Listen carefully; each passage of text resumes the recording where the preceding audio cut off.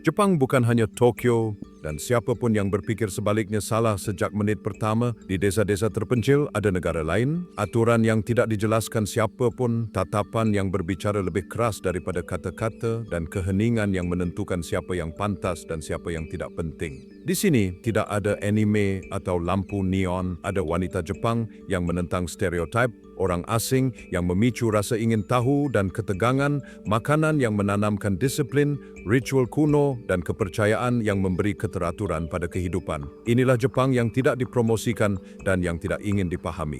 Memasuki Jepang yang tidak ingin dilihat. Pergi ke desa terpencil di Jepang bukanlah sulit karena kurangnya infrastruktur. Itu sulit karena sistemnya tampaknya dirancang untuk tidak memberi Anda alasan untuk pergi. Kereta api masih ada, ya, tetapi frekuensinya semakin berkurang, lebih lambat, dan semakin sepi. Banyak jalur kereta api pedesaan bertahan berkat subsidi, bukan penumpang. Kereta terakhir mungkin tiba pukul 6 sore.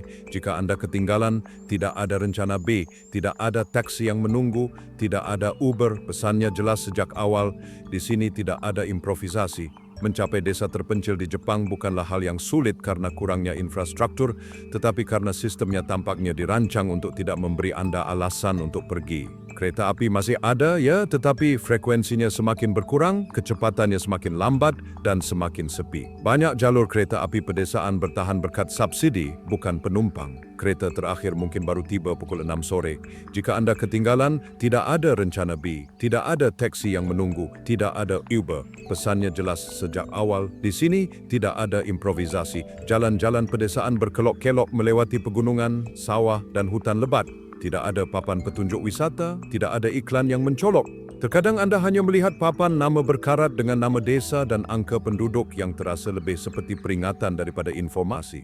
Di banyak daerah pedesaan Jepang, populasi menua dengan cepat dan menyusut setiap tahun. Rumah-rumah kosong, sekolah-sekolah tutup, toko-toko hanya buka beberapa jam sehari. Ini bukan pengabaian total, tetapi juga bukan kehidupan yang semarak. Ini adalah perlawanan yang sunyi. Dampak visual awalnya seringkali indah. Rumah-rumah kayu, atap tradisional, taman yang terawat rapi, sungai yang jernih, pegunungan yang diselimuti kabut. Tetapi keindahan itu hanya sementara jika Anda tinggal cukup lama untuk benar-benar merasakan suasananya. Karena secara emosional, tempat itu tidak merangkul Anda. Ia mengamati, ia menilai, ia mengukur. Keheningan bukanlah ketenangan, itu adalah kendali. Tidak ada permusuhan yang terang-terangan, tetapi juga tidak ada kehangatan otomatis. Tidak ada yang mendekati Anda untuk bertanya dari mana Anda berasal. Tidak ada yang tersenyum karena kewajiban. Di sini, kesopanan ada, tetapi fungsional, bukan emosional. Perbedaannya dengan Tokyo, Osaka, atau Kyoto sangat mencolok. Di kota-kota besar, Jepang bergerak cepat, menjelaskan dirinya sendiri, dan beradaptasi dengan orang asing karena memang perlu. Di kota-kota kecil, berbeda. Di sini tidak perlu menyenangkan. Kecepatannya lambat, tetapi tidak santai. Semuanya memiliki alasan, jadwal, cara yang tepat. Dan jika kamu tidak mengetahuinya, mereka tidak akan langsung mengajarkannya padamu. Pertama, mereka akan mengamatimu. Perempuan desa Jepang, kekuatan senyap dan keinginan yang terkendali. Di pedesaan Jepang, perempuan tidak sesuai dengan stereotip yang diekspor oleh budaya perkotaan atau media. Tidak ada gerakan yang berlebihan, tidak ada senyum otomatis, tidak ada pencarian persetujuan yang terus-menerus. Di sini kehadiran perempuan dibangun dari tempat yang berbeda, yaitu ketahanan sehari-hari, disiplin tubuh, dan otonomi tenang yang tidak perlu diumumkan. Perbedaan pertama dari perempuan perkotaan dirasakan dalam tubuh sebelum diungkapkan. Pekerjaan fisik membentuk postur dan ritme, berjalan cepat, membawa beban, mengolah lahan, mengurus bisnis keluarga, atau merawat orang tua bukanlah pengecualian, melainkan norma. Tubuh tidak dihias untuk diamati, tubuh dilatih untuk bertahan. Ini diterjemahkan ke dalam gerakan yang tepat, ekonomi gesture, dan naturalitas yang tidak berusaha untuk menonjol tetapi pada akhirnya menang. Tidak ada riasan berlebihan atau pakaian yang dirancang untuk menarik perhatian. Estetika bersifat fungsional tetapi tidak diabaikan. Ini adalah keindahan yang muncul tanpa disengaja. Karakter menyertai cara hidup ini. Mereka langsung berbicara bila perlu, tetapi jarang menjelaskan lebih dari yang dibutuhkan. Mereka tidak mengisi keheningan. Mereka tidak melembutkan pesan untuk menghindari membuat orang lain merasa tidak nyaman. Sikap dingin yang tampak ini membingungkan banyak pengunjung, terutama mereka yang datang dengan harapan pendekatan perkotaan yang lebih diplomatis dan performatif. Di pedesaan, emosi diatur. menunjukkan terlalu banyak minat, entusiasme, atau rasa ingin tahu dapat diartikan sebagai ketidakdewasaan atau kurangnya kendali. Bahasa tubuh adalah kuncinya. Kontak mata biasanya lama, berkelanjutan, tanpa senyum. Ini bukan tatapan genit dalam pengertian barat, melainkan tatapan evaluatif. Mereka mengamati bagaimana Anda bergerak, bagaimana Anda berbicara, bagaimana Anda bereaksi terhadap keheningan. Jika Anda cepat-cepat memalingkan muka, jika Anda gugup, jika Anda mengisi ruang dengan kata-kata, Anda akan terekspos. Keheningan yang canggung bukanlah masalah bagi mereka, itu adalah alat. Dalam konteks ini muncul fenomena yang tidak diharapkan banyak orang asing. Daya tarik itu ada, tetapi tidak diungkapkan dengan cara yang biasa mereka lihat. Orang Latin dan Eropa cenderung langsung menonjol, bukan karena ciri fisik tertentu, tetapi karena kontras energi. Mereka lebih banyak memberi isyarat, menempati lebih banyak ruang emosional, dan menatap langsung ke mata Anda. Ini memicu rasa ingin tahu, terkadang ketertarikan, tetapi juga kehati-hatian. Di sini hasrat tidak dikejar, melainkan ditahan. Ketika ketertarikan muncul, itu terwujud secara minimal. Sebuah pandangan sekilas yang diulang pada waktu yang sama setiap harinya, sebuah sapaan yang hampir tidak berubah nadanya, sebuah pertanyaan fungsional yang sebenarnya tidak perlu, tidak ada yang eksplisit, tidak ada yang dapat diartikan sebagai undangan langsung. Karena di kota-kota kecil, reputasi lebih penting daripada emosi saat itu. Setiap isyarat diamati, diingat, dan dikontekstualisasikan dalam kelompok. Aturan tak tertulis tentang keintiman sangat ketat. Tidak boleh menggoda di depan umum, tidak boleh membicarakannya, tidak boleh memperlihatkan diri. Seorang wanita mungkin merasa tertarik, bahkan menginginkannya, tetapi dia tidak akan pernah mempertaruhkan kedudukan sosialnya untuk rasa ingin tahu yang sesaat. Komunitasnya kecil, dan ingatan itu panjang. Sebuah rumah dapat menutup pintu selama bertahun-tahun. Itulah mengapa banyak ketegangan tetap tidak terselesaikan tanpa resolusi yang terlihat. Terdapat kisah-kisah yang terdokumentasi dan kesaksian berulang dari orang asing yang tinggal selama berminggu-minggu atau berbulan-bulan di kota-kota pedesaan dan mengalami ketegangan yang terus-menerus ini. Seorang petani Eropa berbagi kopi setiap pagi dengan wanita yang sama di sebuah kedai lokal, bertukar beberapa kalimat singkat, tatapan yang lama, dan keheningan yang berat. Tidak pernah terjadi apapun, tidak pernah ada yang dibicarakan. Ketika dia pergi, wanita itu kembali ke rutinitas normalnya.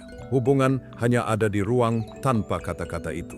Kasus umum lainnya adalah pengunjung Amerika Latin yang terbiasa dengan interaksi yang lebih langsung, salah menafsirkan tanda sekecil apapun dan mengambil inisiatif. Hasilnya biasanya bukan konfrontasi tetapi kehancuran total.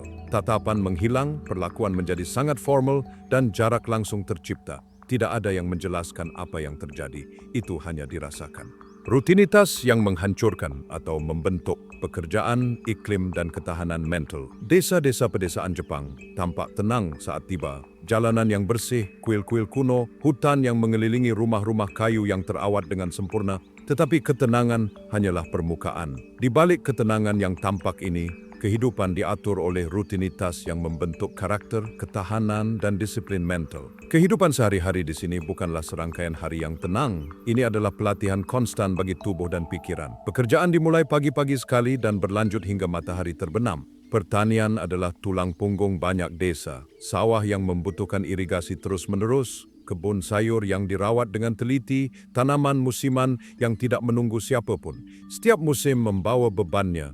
Musim semi menuntut pembersihan ladang dan persiapan tanah. Musim panas membawa panas yang tampaknya menyerap energi. Musim gugur menandai panen, dan musim dingin menghukum dengan salju dan dingin, membatasi hampir semua aktivitas di dalam ruangan. Tidak ada ruang untuk improvisasi, semuanya dilakukan pada waktu yang tepat di bawah pengawasan diam-diam komunitas dan ritme alam. Memancing, pilar lain dari mata pencaharian, membutuhkan kerja keras di pagi hari dan daya tahan di cuaca dingin. Mereka yang bekerja di danau atau sungai harus beradaptasi dengan iklim lembab, angin yang menusuk, dan shift kerja yang seringkali melebihi 12 jam. Ini adalah pekerjaan yang menuntut fisik dan menyisakan sedikit kesempatan untuk istirahat emosional. Pikiran dilatih sama seperti otot. Beberapa desa juga memiliki pabrik atau bengkel lokal, pertukangan kayu, tekstil, produksi sake, atau makanan tradisional. Di sana disiplin sama ketatnya, setiap langkah mengikuti protokol yang diwarisi dari generasi ke generasi, di mana ketelitian adalah wajib dan kesalahan diingat. Tidak ada kelonggaran. Bekerja bukanlah pilihan, itu adalah bagian dari kontrak tak terlihat yang mengikat individu dengan komunitas. Merawat orang tua juga merupakan bagian dari rutinitas harian, terutama di desa-desa di mana keluarga tinggal bersama atau sangat dekat. Anak-anak belajar sejak usia muda untuk membantu, membersihkan, memberi makan, dan memberikan pendampingan. Otonomi dituntut sejak usia dini. Anak-anak belajar untuk melakukan apa yang diharapkan tanpa mengeluh, untuk mengantisipasi kebutuhan dan untuk menghormati keheningan. Disiplin tidak diajarkan dengan kata-kata, hal itu diamati dalam tindakan orang dewasa dan diinternalisasi sebagai kewajiban. Iklim memperkuat tuntutan. Musim dingin yang panjang dan dingin tidak hanya membatasi produksi pertanian, tetapi juga memaksakan ritme emosional yang lebih terkendali. Isolasi, jalanan yang kosong, dan salju yang menyelimuti menciptakan keheningan yang berat. Tidak ada gangguan modern yang konstan. Rutinitas harian menjadi satu-satunya narasi yang memandu waktu. Di desa-desa ini komunitasnya tertutup tetapi fungsional. Kerjasama sangat ketat. Setiap orang memenuhi peran tertentu dan tidak ada yang diharapkan gagal. Kelemahan cepat terlihat, pekerja yang lambat, anak yang tidak belajar tepat waktu, pemuda pemberontak segera terlihat. Tidak ada anonimitas. Tidak ada ruang untuk kesalahan yang berkepanjangan. Tekanan sosial diam-diam tetapi konstan. Pengawasan timbal balik, meskipun tidak terucapkan, mengatur perilaku dan mengajarkan kelangsungan hidup di bawah standar yang jelas dan menuntut. Kesendirian di sini fungsional. Sendirian berarti berkonsentrasi pada tugas yang ada, mengamati alam dan memenuhi tanggung jawab. Tidak ada waktu untuk bersantai, bahkan hiburan mengikuti pola tradisional yang memperkuat disiplin dan nilai-nilai kolektif. Hubungan dibangun dengan hati-hati. Setiap gesture sosial dievaluasi dan diingat, dan kepercayaan diperoleh melalui konsistensi dan tanggung jawab yang ditunjukkan. Menariknya, rutinitas yang melelahkan ini memiliki efek ganda. Ia menghancurkan mereka yang tidak siap, tetapi membentuk mereka yang menerimanya. Tubuh menjadi tangguh, pikiran menjadi kuat, dan ikatan sosial menjadi dalam dan dapat diandalkan. Tidak ada toleransi untuk kelemahan, tetapi juga tidak ada ruang untuk keberuntungan. Setiap hari adalah ujian yang sunyi, mengukur kekuatan, kesabaran, dan kemampuan beradaptasi. Orang asing di desa-desa Jepang, daya tarik dan gesekan desa-desa pedesaan Jepang menerima pengunjung tetapi bukan dengan cara yang mungkin dibayangkan. Ini bukan kerumunan turis atau tur berpemandu. Sebagian besar orang asing yang datang hanya penasaran. Orang Eropa yang mencari keaslian, orang Amerika Latin yang terpesona oleh budaya Jepang, wanita Jepang dari kota-kota besar yang mengunjungi keluarga, atau sekadar ekspatriat yang tertarik pada kehidupan yang tenang. Beberapa adalah jurnalis atau penulis, yang lain fotografer yang mengejar kartu pos yang sempurna. Hal yang menarik adalah kedatangan orang asing memicu mekanisme evaluasi diam-diam. Komunitas mengamati, menganalisis, dan memutuskan tanpa pernah mengatakannya dengan lantang siapa yang pantas mendapat perhatian dan siapa yang hanya penyusup. Bagi pria asing, dampak awalnya jelas. Tatapan para wanita desa langsung dan menilai sangat intens. Ini bukan rayuan terang-terangan. Ini adalah pemeriksaan diam-diam terhadap perilaku, rasa hormat, dan adaptasi. Setiap gerak tubuh, dari cara menyapa hingga cara makan atau menjawab pertanyaan, diamati. Daya tarik itu tidak diumumkan, itu diukur dalam waktu, kesabaran, dan kebijaksanaan. Pria yang tidak memahami sinyal-sinyal ini secara otomatis dikucilkan dari lingkaran sosial, dan bahkan jika kehadiran mereka ditoleransi, mereka gagal menciptakan koneksi yang nyata. Wanita asing menghadapi jenis ketegangan yang berbeda. Budaya diam dan disiplin sosial dapat sangat membebani, dan interaksi dengan penduduk setempat seringkali penuh dengan hal-hal halus yang tidak dapat dijelaskan. Tatapan menghakimi, gerakan terukur, dan bahasa tubuh yang sangat terkontrol membentuk dinding tak terlihat. Bagi pengunjung yang tidak terbiasa dengan norma-norma ini, kesalahan kecil, berbicara terlalu keras, memberi isyarat secara berlebihan, atau mengabaikan protokol penghormatan dapat menyebabkan penolakan langsung. Integrasi tidak hanya membutuhkan pemahaman budaya tetapi juga keterampilan pengamatan yang tajam dan kesabaran. Salah satu faktor yang paling menarik adalah daya tarik diam-diam yang dirasakan penduduk terhadap orang asing tertentu, terutama orang Amerika Latin dan Eropa Selatan. Penampilan fisik mereka, kehangatan yang dirasakan, dan gaya komunikasi mereka kontras dengan sikap menahan diri penduduk setempat memicu rasa ingin tahu. Wanita setempat mungkin tertarik pada perbedaan ini, tetapi ketegangan antara keinginan dan norma sosial menciptakan medan daya tarik yang terkendali yang tak terlihat. Tanda-tanda ketertarikan bersifat halus, senyum yang bertahan lebih lama dari biasanya, kontak mata yang berkepanjangan, sedikit membungkuk selama percakapan, semuanya diatur dan kesalahpahaman adalah hal biasa. Kesalahan yang hampir semua pengunjung lakukan biasanya sama, mencoba memaksakan kedekatan, mengabaikan pengamatan diam-diam, menafsirkan kesopanan dangkal sebagai keterbukaan yang tulus. Sikap baik dapat disalahartikan, percakapan informal dapat dianggap tidak sopan, dan ketertarikan yang dirasakan penduduk setempat dapat disalahartikan sebagai persetujuan atau keterlibatan. Pendatang baru sering melebih-lebihkan pentingnya diri mereka, dan ini mencegah mereka untuk menjalin hubungan yang nyata. Elemen kunci lainnya adalah bagaimana komunitas menangani rasa ingin tahu dari luar.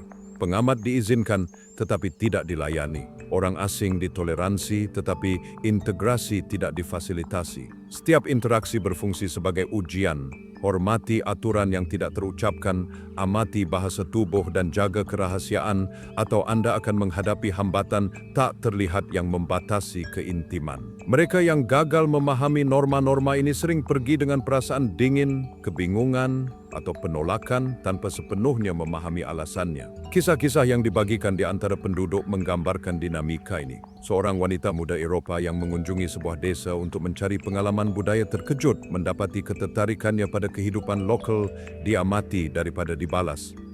Para pria setempat memandangnya dengan waspada, para wanita dengan rasa ingin tahu yang menilai, dan setiap kesalahan kecil dari datang terlambat untuk makan hingga gagal mengikuti ritual setempat dengan cepat mengurangi penerimaannya. Di sisi lain, seorang pemuda Latino yang menunjukkan kesabaran, rasa hormat dan perhatian terhadap detail secara bertahap diikutsertakan dalam percakapan dan kegiatan, meskipun integrasi penuh membutuhkan waktu berbulan-bulan. Tatanan tak terlihat, hierarki, memory, dan reputasi di desa-desa pedesaan Jepang, struktur sosial tidak ditemukan dalam bagan organisasi, juga tidak dibahas secara terbuka. Tidak ada pertemuan untuk menentukan siapa yang bertanggung jawab, tidak ada aturan tertulis untuk menentukan siapa yang termasuk.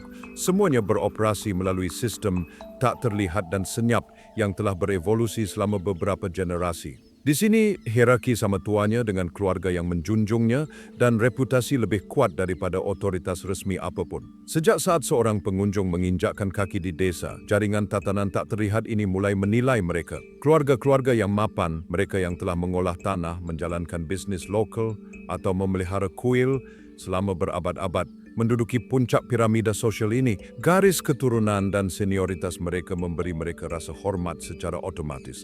Mereka tidak perlu menyatakan diri sebagai pemimpin. Pengakuan adalah hal yang wajar secara sosial. Di sisi lain, pendatang baru, baik orang Jepang dari kota besar maupun orang asing, memulai dari bagian bawah hierarki ini, diamati dengan cermat sebelum mereka diizinkan untuk berinteraksi sepenuhnya dengan komunitas. Memory social adalah senjata yang senyap. Setiap tindakan, setiap gerak tubuh, setiap kata tercatat dalam kesadaran kolektif komunitas. Jika seorang warga melanggar aturan tak tertulis, datang terlambat ke pertemuan komunitas, mengabaikan salam, berdebat berlebihan dengan seorang tetua, tindakan itu akan diingat. Kesalahan tidak dikoreksi secara publik dengan teriakan atau konfrontasi.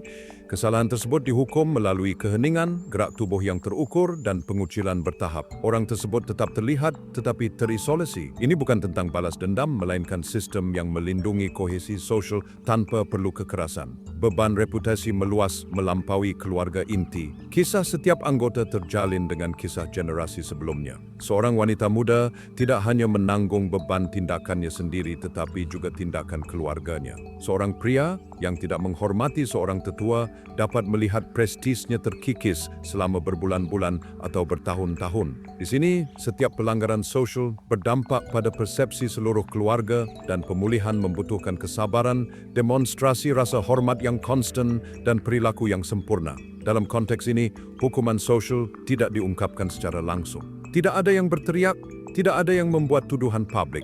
Mekanismenya sederhana, diabaikan, dikucilkan, dibatasi partisipasinya dalam acara, percakapan atau keputusan.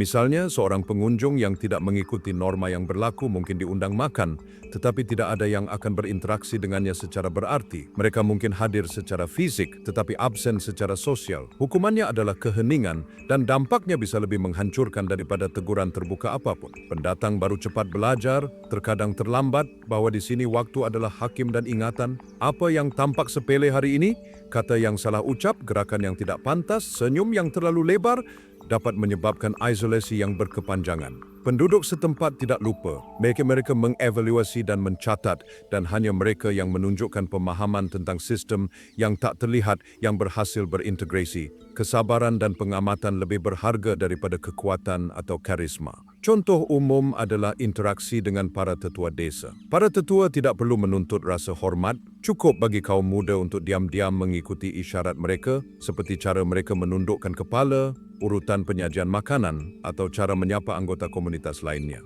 Melewatkan ritual-ritual ini, bahkan tanpa bermaksud tidak sopan, dapat selamanya mengubah persepsi orang terhadap pengunjung atau pendatang baru. Aspek penting lainnya adalah perbedaan antara reputasi pribadi dan reputasi keluarga. Seorang wanita yang menjaga perilaku tanpa cela dan mematuhi aturan-aturan tak tertulis tidak hanya memperkuat posisinya sendiri tetapi juga seluruh keluarganya. Sebaliknya, kesalahan yang dilakukan oleh anggota keluarga laki-laki dapat menimbulkan gosip, komentar berbisik, atau tatapan yang mengucilkannya dari pertemuan-pertemuan penting. Setiap tindakan memiliki konsekuensi sosial yang melampaui momen langsung tersebut. Saat malam tiba, alkohol, setengah kebenaran, dan kehidupan ganda di pedesaan Jepang, malam tidak hanya mengubah cahaya, malam juga mengubah aturan. Di siang hari, kehidupan diatur oleh kode-kode tak terucapkan, hierarki, dan keheningan yang terencana. Tetapi ketika sinar matahari terakhir menghilang di balik atap kayu dan lempian kertas menerangi jalanan yang kosong, dunia paralel muncul di mana penduduknya membiarkan diri mereka mengungkapkan sisi-sisi yang tetap tersembunyi di siang hari. Izakaya pedesaan, bar kayu kecil dengan meja rendah dan pencahayaan hangat menjadi pusat transformasi ini. Di sana, petani, pengrajin, pedagang, dan anak muda berbaur di ruang di mana kekakuan siang hari lenyap. Alkohol, baik sake, shochu, atau bir lokal, bertindak sebagai katalis. Ia melunakkan disiplin, melonggarkan lidah, dan menurunkan batasan protokol sosial. Percakapan yang tidak mungkin terjadi di siang bolong muncul. Kritik terselubung terhadap tetangga, pengakuan tentang kesalahan masa lalu, keinginan yang ditekan di siang hari karena takut dihakimi. Fenomena ini tidak terbatas pada percakapan. Selama jam-jam ini, batasan antara ruang publik dan private menjadi mudah ditembus. Pasangan yang hampir tidak saling melirik di siang hari dapat saling tersenyum, berdekatan, dan menunjukkan isyarat-isyarat halus yang tidak akan pernah terulang di bawah sinar matahari. Kaum muda dapat membicarakan aspirasi, ketakutan, dan keinginan mereka tanpa beban pengawasan terus-menerus dari generasi yang lebih tua. Bahkan para pengunjung pun merasakan ketegangan yang aneh. Komunitas mengamati mereka dengan hati-hati di siang hari, tetapi di malam hari dalam konteks terkontrol tertentu, mereka dapat melihat sekilas keaslian meskipun selalu di bawah aturan yang tidak terucapkan. Namun, ini bukan kebebasan sepenuhnya. Alkohol menciptakan ruang yang aman tetapi juga bertindak sebagai penanda kepercayaan. Hanya mereka yang telah menunjukkan rasa hormat di siang hari yang dapat sepenuhnya berpartisipasi dalam percakapan dan isyarat ini. Pendatang baru yang mencoba memaksakan kehadiran mereka atau mengabaikan kode-kode implisit dengan cepat merasakan hambatan diam-diam. Mereka diizinkan hadir secara fisik, tetapi partisipasi emosional mereka terbatas. Malam hari mengungkapkan dualitas komunitas, kedekatan bagi sebagian orang, jarak evaluatif bagi yang lain. Ada juga kesepakatan tak terucapkan di antara penduduk setempat, hubungan yang tidak dibicarakan, pemahaman tentang apa yang dibagi dan apa yang tetap tak terlihat. Misalnya, seorang pria mungkin menghabiskan waktu berjam-jam mengobrol dengan beberapa wanita di bar, tetapi topik pembicaraan, sindiran, dan gestur tidak pernah keluar dari ruang itu. Apa yang terjadi di bawah cahaya hangat lampu izakaya tetap berada dalam mikrokosmos malam hari. Keesokan harinya adalah pengaturan ulang, formalitas kembali, kode-kode diaktifkan kembali, dan rutinitas berlanjut seolah-olah tidak terjadi apa-apa. Permainan ganda ini menciptakan ketegangan yang menarik. Pengunjung sering salah mengartikan pembukaan malam hari sebagai kebebasan penuh yang dapat menyebabkan kesalahan sosial. Demikian pula, beberapa penduduk muda merasa terjebak. Mereka tahu keinginan dan emosi mereka hanya dapat diungkapkan selama beberapa jam dan kemudian mereka harus kembali ke perilaku yang diharapkan. Malam berfungsi sebagai katup pelarian tetapi juga sebagai pengingat akan batasan yang mendefinisikan kehidupan sehari-hari. Di bar pedesaan, setiap gesture memiliki makna. Anggukan kecil, senyum yang lama, keheningan bersama, semua ini adalah kode penerimaan atau penolakan yang diperkuat oleh efek alkohol. Apa yang tampak spontan sebenarnya diatur dengan cermat oleh pengalaman dan pengamatan terus-menerus. Penduduk setempat tahu bagaimana membaca satu sama lain dengan tepat. Siapa yang dapat dipercaya, siapa yang menghormati aturan, siapa yang mungkin melanggar batasan komunitas jika diberi kebebasan. Pada akhirnya, malam itu mengungkapkan bahwa kehidupan di desa-desa Jepang tidaklah monoton atau seragam. Ada lapisan, segi-segi yang hanya terungkap dalam konteks tertentu dan kejelasan yang brutal tentang siapa yang termasuk dan siapa yang tetap berada di pinggiran. Apa yang terjadi setelah toast terakhir dan sebelum matahari membangunkan desa-desa pedesaan tidak pernah disebutkan di siang hari tetapi meninggalkan jejak tak terlihat dalam ingatan kolektif. Hubungan, keinginan dan ketegangan yang terungkap di bawah bulan terus memengaruhi dinamika sosial, mengingatkan semua orang bahwa di desa-desa ini bahkan kebebasan di malam hari pun diatur dengan ketat.